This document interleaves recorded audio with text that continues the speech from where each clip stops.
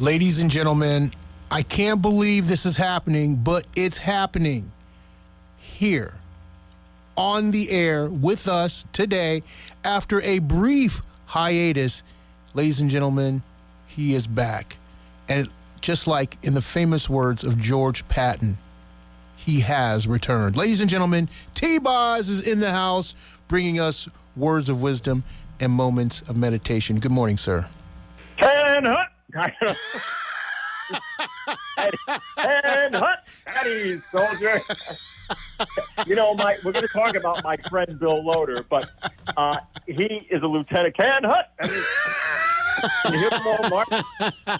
Dropping dude 20. My friend, good morning, everyone. My friend Bill Loader, who retired as a lieutenant colonel, he said to me, Boz, there is no such word as over and out. That was in a John Wayne Army movie. He says, the real military says, Roger, out. There's no such thing as over and out. It never says that in the military. So I've learned when I hang up with my brother Bill, we're going to talk about him today, I always say Roger out. So no, I don't want to Roger out right now because I got to do the show, but maybe at the end. But, yeah, that was a great military. I feel like I should be wearing green. Welcome, everyone. Come on in. Come on in. The doors are wide open. We still have the orange pads and the red pens for the beautiful fall time of year. Look at the day. I mean, can you feel good show? I don't know what that is in the sky, Jock, but it looks pretty good to me. And we needed the rain, obviously, but, man, it's nice to have a beautiful autumn day. However, our friend Jock is wearing his New York Yankee hat a little bit to the side. Jock, what happened? 4 games? I mean, what happened today?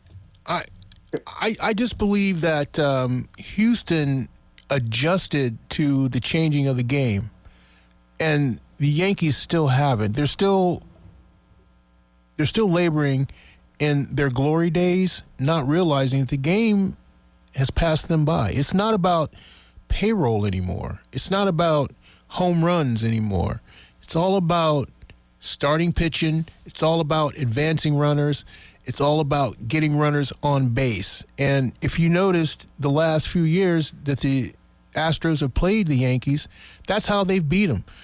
In the final game of the series, when Altuve beat out that infield single, I knew something was up because this is kind of the way that they make things happen. And then when Torres botched up the double play, pretty much I knew it was in the bag that the Yankees are probably going to return next year. So the days of DiMaggio and Reggie Jackson, Mr. October, those days are in the autumn of the Yankees' lives, so to speak. I believe so. And, you know, you just don't come around players like Derek Jeter on, you know, a regular basis. Right. They are, for the most part, once-in-a-lifetime generational players. Yeah. And there's no way that you can replicate the success of the Yankees during the Jeter years just by chance and circumstance.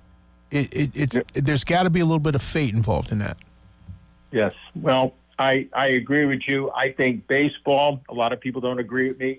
My friend Jim is shaking his head because he loves the Mets. He loves sports. I was an athlete in high school. I love sports. I'm not someone that's going to sit and watch TV, watch a game. But baseball, to me, you may or may disagree. And, folks, they have a great show on this radio station called the Pro Football Show on Sunday mornings. And sometimes my boss, Jock Williams, if he's not coming in late from a date in Paris with one of his girlfriends, he's on the show. And he was a pitcher in baseball. You're just getting a small part of another diverse part of Jock Williams. He really is very knowledgeable with sports. That's not why we're doing this. We just like to be extemporaneous with this show, and so it comes up. But to me, baseball is the greatest game because you have the defense throwing the ball to the offense. There's no clock, and it isn't over till it's over. Where football, you know, the 2-minute warning, they sit on the ball, and it's over. But with baseball, to me, even though doesn't have all the antics of football, to me, there's more tension and more excitement in baseball. That's just my opinion. You guys could, send letters to the editor here and say that you disagree. But another quick thing is I've been trying to have coffee. I want come on in, everyone. Come on in. There's plenty of room. Leave all your problems, the news that you read, leave all the newspapers outside, your books and things you've been working on. Leave them. Come on in. Get a breath of fresh air. Relax. Listen to Jock and I. Get some strength. Get some power. Sit over here. There's hot coffee in the corner. There's apple cinnamon donuts over there. And here comes Barbara running in, as always. There's your seat over there. Holly, Miles. But anyway, I've been trying to have a coffee with Jock Williams for about 8 years now. And he's so I'm going to hold the listening audience. By next Thursday, when I come on the show, you're going to have a date and time to say, Boz, this is when I can meet and have coffee. Even better, we'll go to Vinny's and have a pizza. So I'm putting it out there. I have the jury to hold your hand to the fire, so to speak. And but I've been wanting to get together with this guy. I can't do it. Plus, I've been a Phillies fan for 30 years. No, I'm only kidding. So we'll see what happens in the World Series. Very quickly, I want to plug a couple of great shows. I talked about the Pro Football Show. There's a great show on Thursday called Psych and Soul with my friend James. He does really cool soul music and psychedelic music. And then after him is this young man, a college man. His name is Sam. I don't know his last name, Sam. And he does 90s alternative. But some of you who are my age are shaking your head. Don't shake your head. I listen to his show. It's the coolest thing. But in between Psych and Soul and James's show, which is called Sounds Good, they do this music analogy of albums. They talk about the Butcher cover of the Beatles. I mean, these guys are like a PhD in music. So if you guys are listening to the radio, which I'm sure you are, between 5 and 7 o'clock, listen to Psych and Soul with James and then with Sam. And James is in his 40s, I think, and Sam is in his 20s. But, boy, they come together over the topic of music, and it's a great, great show. So, and my buddy PJ Shelley down on the corner, those of you who are over 60, you want to hear some great oldies music like you did back in the day when you were greasers, listen to Down on the Corner. And he's from New Jersey, and he does some funny things, and he talks to people right on the air. Just a fabulous show. So there you go with all of that. All right, let's go with the shout-outs very quickly. Hi, y'all. Just got back from St. Augustine's with my daughter, Emily, her boyfriend, Storm, our very, very dear friends, Fred and Lucille. Of course, Lady Boz and I went along with it. I'm not going to go through the whole trip. It was a fabulous group of 6 people that had the most amazing time. If you guys like a walking vacation, I recommend you go to St. Augustine's. It's beautiful. The highlight for me was the site of the first Catholic Mass by French priest Francis Lopez. And actually, St. Augustine's was settled 55 years before the Pilgrims settled, except on Plymouth Rock. So great place to go.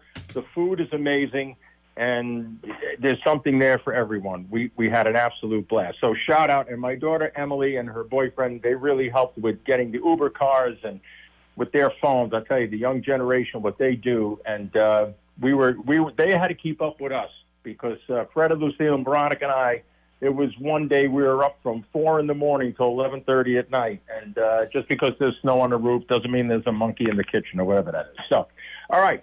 Now, the topic today, again, we're staying with this loose kind of show. As you can tell, a lot of people have been calling me and saying, boy, I like this. Jock has even said it's a little easier to digest. So we're going to stay with this format for a little bit. Today we're going to be talking about friendship. And I was inspired by my friend Bill Loader, Lieutenant Colonel Bill Loader, who moved to Jacksonville with his beautiful wife, Ruth Ann. And we met them for dinner at the, it escapes me right now, it'll come to me, a Cuban restaurant, the Colombian. And Babe Ruth used to go there, and he ordered a steak, and they still make the steak the same way from when the Babe went there. It's called the Bambino, and because I'm from Long Island, that's what I had. So we had a great dinner and then breakfast with them the next day. So my talk today is inspired about Bill, but what I did, and this is going to be a 2-parter, I'm going to talk about friendship with some very special men that came into my life, and I'm going to name them in a few minutes. Next week, it's the girls' turn. I'm going to talk about 5 women who have impacted my life. We'll change the quotes a little bit, and we'll have a different song, but we're going to split it because I can't do everybody. They've impacted my life in so many ways. So we're going to have that. But the men that I'm going to talk about, I'm going to name them off real quick. Then we're going to do a couple of scripture things. How are we doing on time? Okay, to set the tone. And then I'm just going to do storytelling as it comes to the top of my head. But the men I want to talk about is Lieutenant Colonel Bill. I won't give you a last name. My friend Jim, I talked about him. I'm going to tell a very good story about him. My friend Tom, I hope he's listening today. My friend Fred, call him my big brother Fred, an amazing, amazing guy. My friend Stan, we'll talk about him, and my good friend Keith from 20 years ago. Now, the first men, Bill, Jim, Tom, and Fred, all came into my life after my wife passed away. The people that I knew prior to that evaporated. However, Keith, we had lost touch for over 20 years. He didn't know that Lori had died, and 3 years ago, he reached out. I don't know how he got my number, but he reached out, and now we have reformulated, reconnected our friendship. He is an outstanding guy. I'm going to talk about him.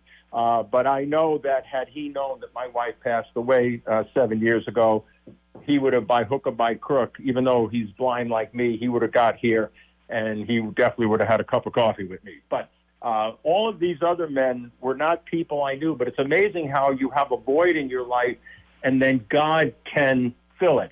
All of these men are different politically. Some are red, some are blue. Some are Catholic, some are Presbyterian and Protestant. Some made a lot of money, some didn't, like me.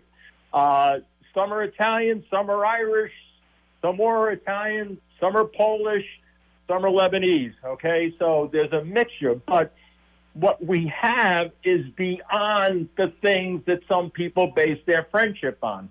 And I talked about this with my friend Catherine. She likes to go by Kath. She's going to be one of the girls next week we're going to talk about. But I'm going to refer to her later. But my friend Catherine says, and I agree with her, she looks like a Catherine.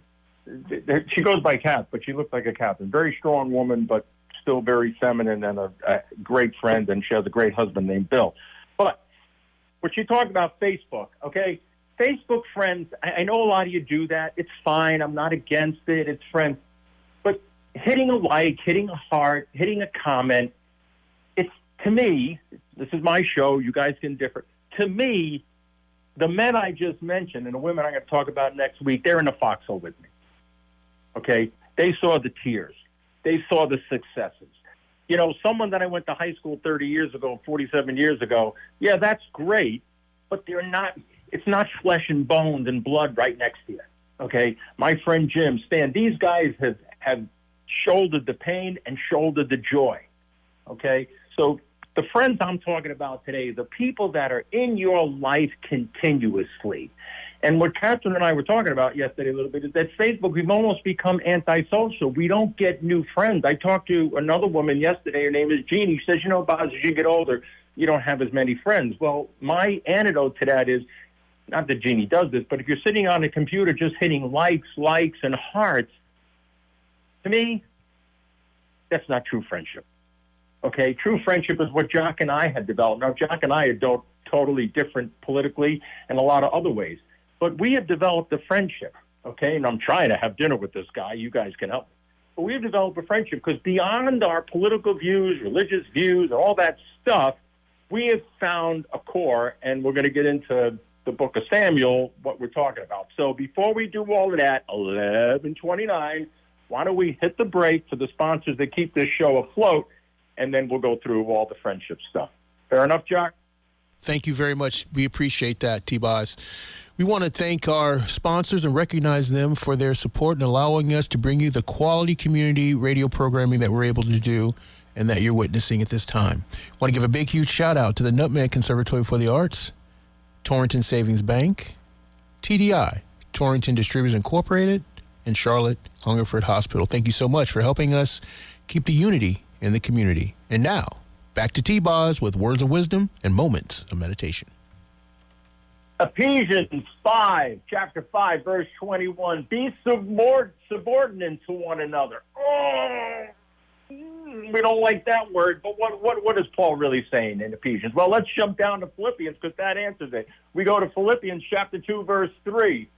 Humbly regard others as more important than themselves. So when we go back to Ephesians, when it says be subordinate to, in other words, not that you're nothing, but you're lifting other people up. You're putting their needs, their wants, their desires, their dreams ahead of yours. And all of these men that I just mentioned, and the women I'll talk about next week, have lived both those Bible verses.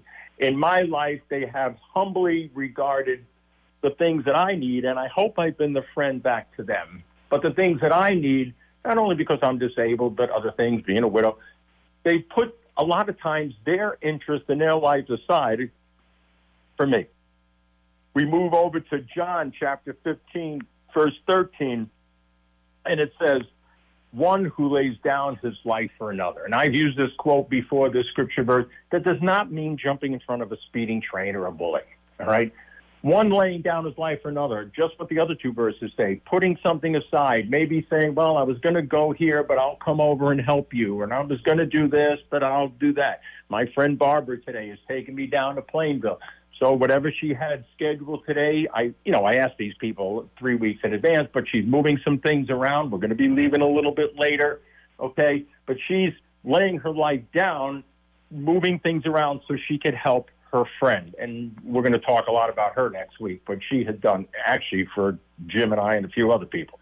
So these people these men, what they have in common is subordination, putting their selves aside, helping another person.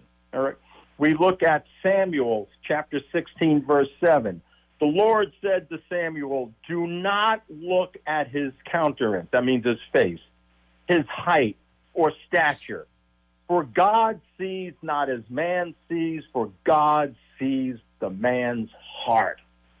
Each of these men, when they found me, even Keith, when he found me, and I'll talk about that, I was a crumpled mess.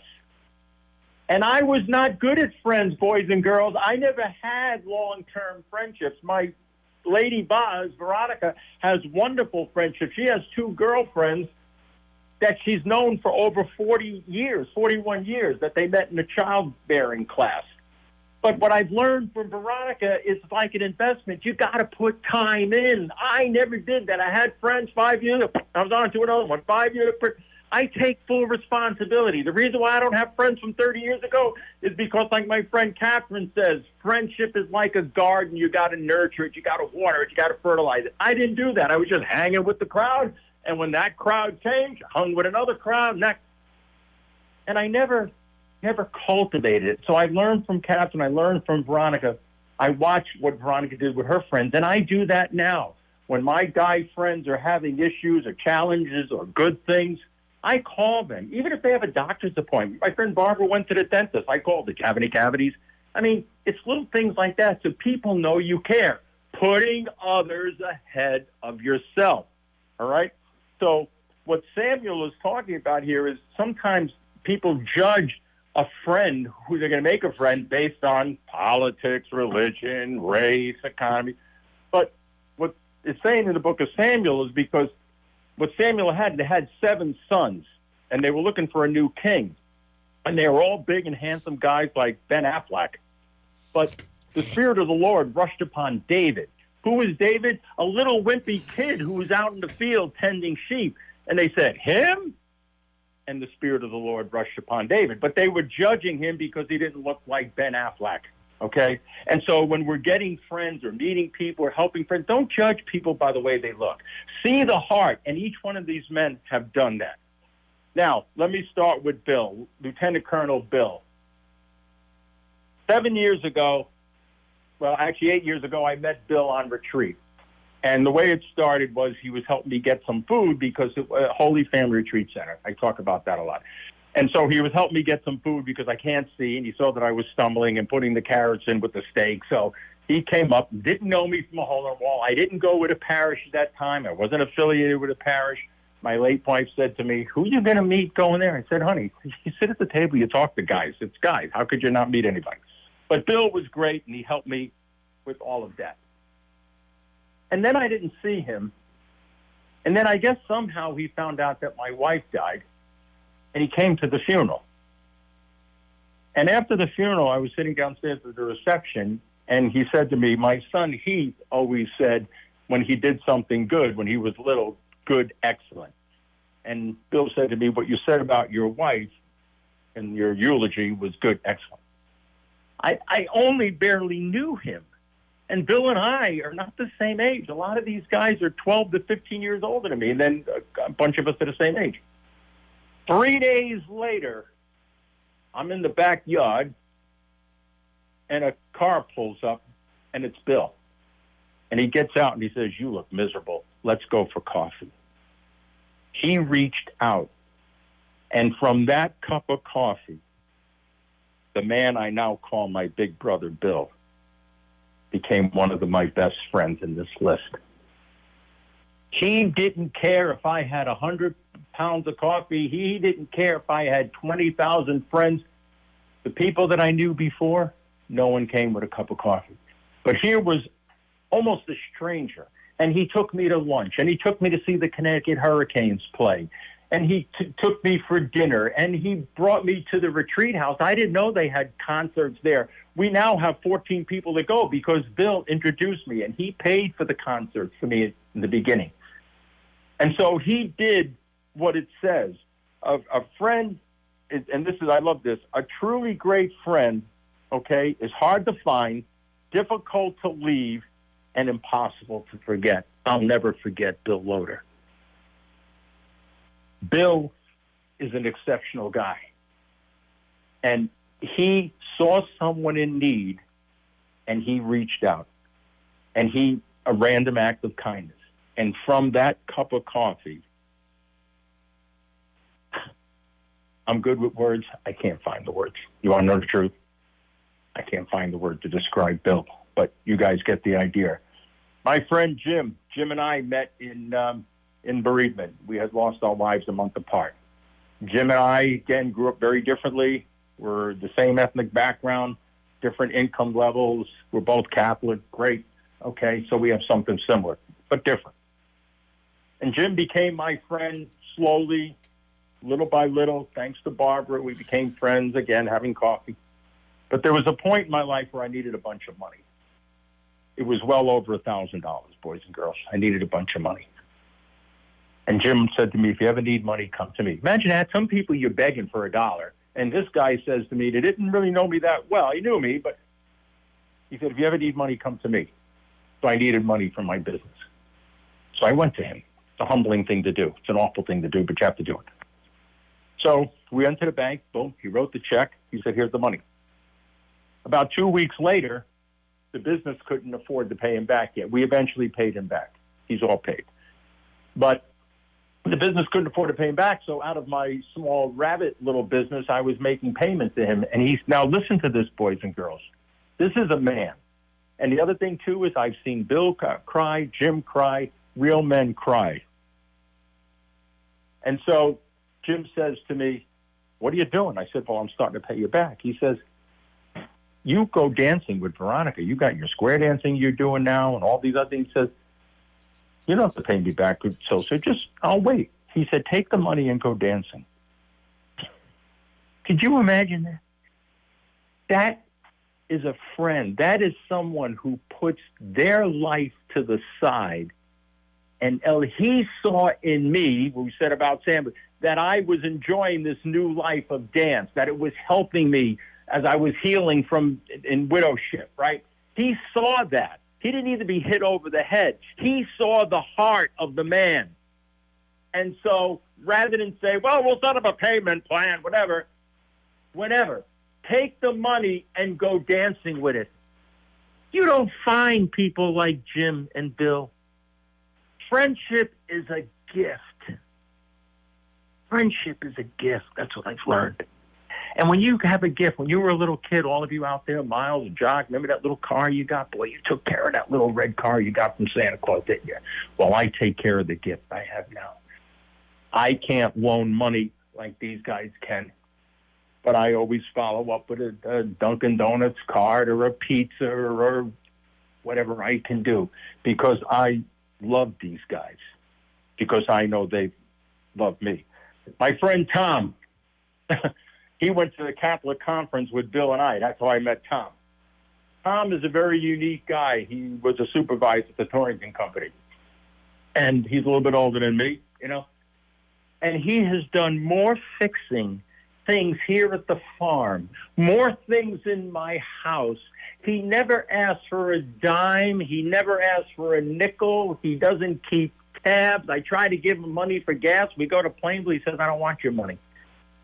He's there no matter what. I call him, could be the littlest thing. I say, Tom, if you have time, he comes right over. We just spent 2 weeks in the barn doing, and there's more work to do, major renovations in there with cages and moving things around. And the barn is smelly and the floor is yucky, but he's in there, never complains, never. And what can I do to help you? Again, putting his life aside for me. Mark Twain said this wonderful thing. Now listen, because each of these men have extended kindness. Kindness is the language by which the deaf hear and the blind see. Boom. Kindness. At the base of friendship is the word kindness and love. All of these men have extended kindness and gentleness and put their things aside to help me. My friend Fred, another amazing guy. Fred and I met at a dance, not at a dance. We met our girls at the dance, and Fred's going with Lucille, and she's a friend of Veronica, which I call the new high school. Boys and girls in the 60s and 70s age, it's just like when you're in high school. The girls all become friends, and then the guys come into the group after that. But Fred always, when I go down to Plainville, we'll go for walks at Norton Park, and then we go for hot chocolate. That's coming up, Fred. Hang on. And we talk for hours about money, about life, about our relationships with our girlfriends, our relationship with our brothers and sisters, what we did in the past, what we're going to do in the future, what we're doing now. He gives me so much time. Time is a precious commodity. It's more precious than money. And he gives me so much time. And when we're going to the dances, all of a sudden he'll say, if he sees me going to the boys' room, rather than embarrass me and grab me by the arm, he'll just walk up beside and say, follow me.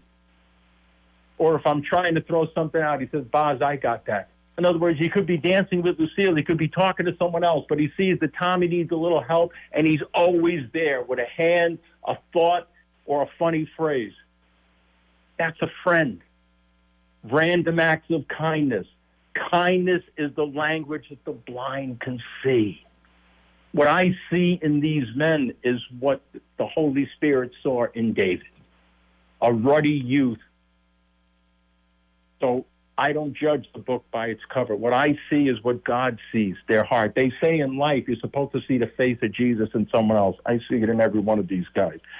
My buddy Stan, when I had COVID, that dude called me every single day. And the interesting thing about Stan is he's come into the group a little bit later, because Barbara and Jim and all of us and Peggy, we met before Stan came into the group. He's been in the group about 4 years now. But whenever I get stungots about the blindness, and I get bingiers, and I get upset, and we go for coffee, I and Barbara to Cafe Joyer on a Thursday night, Stan is an awesome listener. Now, he could say to Barbara, he's your friend. You guys go out for coffee. I want to watch a ball game. No, he comes with us, and he listens. You know why you can tell he listens? Because he can reverberate everything back to you that you said. And so he listens. And when he's done, he'll always say, Boz, I was glad I was here tonight so you can vent and get things out. It's good that you have someone to talk to. We're going to get into an interesting quote by Audrey Hepburn. We're almost ready to wrap up. So Stan, what he gives is his time, okay, subordinate to others. And he listens. And he's new. I was Barbara's friend, right? But he's sitting there listening to me complain. I'm just like the rest of you guys, right?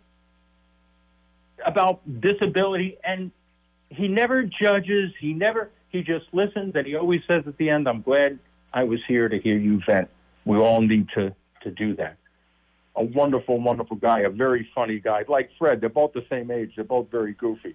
My friend Keith, I met him. He was the fundraising guy. I was the president for retinitis pigmentosa in Connecticut. Keith is he's a man's man. He's honest. He's sincere. He's a great father, great husband, as the other guys are, right? But he took a chance 3 years ago to reach out to someone he hasn't spoken to in 20 years. And Keith and I are not on the same political playing field, boys and girls. I don't pick my friends if they're red or blue. A lot of people in the world, I'm preaching to the choir here, they only have red friends or they only have blue friends. I don't. I have purple friends. So my friend Keith reached out 3 years ago and we reconnected. And he's another guy, though he can't drive. We'll be on the phone sometimes 2 hours talking about everything. And he's a good listener because he doesn't interrupt. And when I went to his house, he showed me what he did with his house. He was so proud of what he did with his house, and he made me very comfortable, and he showed me the basement that he refinished. He's just someone that just gives and gives and gives, not only to his kids, not only to the RP affiliate, but he gives to me. When I was the president, I didn't know what an agenda was. He and Catherine had to really fix me up. They picked me to be president because they could read lips. They have a hearing loss. And they saw that I said something to my late wife about they were looking for a president. They said, nab him. But he saw something in me going right back to Samuel, right? Looking into the heart. He saw something in me and Catherine said, this guy be president. You want to know something? When I die, one of the 10 best things I did was to be president of the Connecticut affiliate for retinitis pigmentosa. And I thought agenda was a spice. And these guys saw something. They saw something that I didn't see in myself. A friend knows the song in my heart and sings it to me when I forget. Boom. Isn't that true? The friend knows the song in your heart. And these guys, when I forget, let me tell you something. You guys watch these people on Ellen, and they're all smiling, got beautiful teeth and hair. They're motivational speakers. Life is perfect. Life is not perfect. What you're going to get from T-Boz is transparency. One day I'll tell you how I was pushing shopping carts at Walmart for $6 an hour. You're going to get the real deal here. And so I need the song in my heart to be reinvented or brought up again. And guys like Bill, who reached out not knowing me, said, this guy is broken. Bill and I were in Sacred Heart Church one time. We were in tears because I laid a yellow rose at the tabernacle. That's the church I had my wife's funeral. I looked over. Bill was sobbing. You don't get that on Facebook. When two men, and he was a lieutenant colonel with tanks in Vietnam, when you see two men like us sobbing, that bonds you. You know what those tears are? It's like a weld. It welds. Tears weld men together. That's what tears do.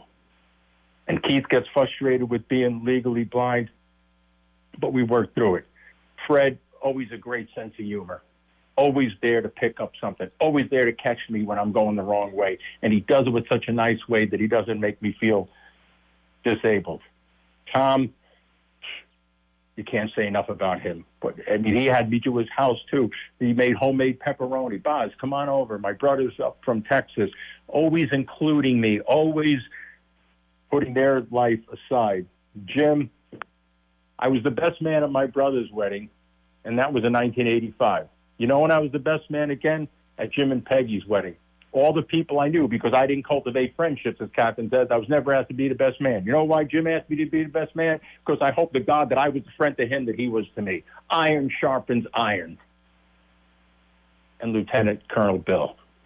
Let's get to Audrey Hepburn's quote. The basis, well, we're going to get to that. Audrey Hepburn's quote. She was in Breakfast at Tiffany's, 1961. She won an Academy Award. Unfortunately, she died in 1997. She was only 63. I think she was married to Frank Sinatra. My late wife has a cousin. Her name is Diane. She looks just like Audrey Hepburn. Here's what Audrey Hepburn says. For beautiful eyes, because she had beautiful eyes, look for the good in others. The beautiful lips, if you remember her smile, have beautiful lips, speak words of kindness to one another, just what Mark Twain said. And for poise, walk with the knowledge that you are not alone. Boom. For poise, walk with the knowledge that you are not alone. I know I'm not alone. I do live alone. I only see Veronica on the weekends, but I'm not alone. because I have those 6 men that have impacted my life. And I'll say this on the air. I love those guys. And real men can love another guy and say it. And I know that they love me, not in the romantic way, but in the way that men do in the Army. The way those cops loved each other in Bristol. That's what we have. At the basis of friendship, boys and girls, is love.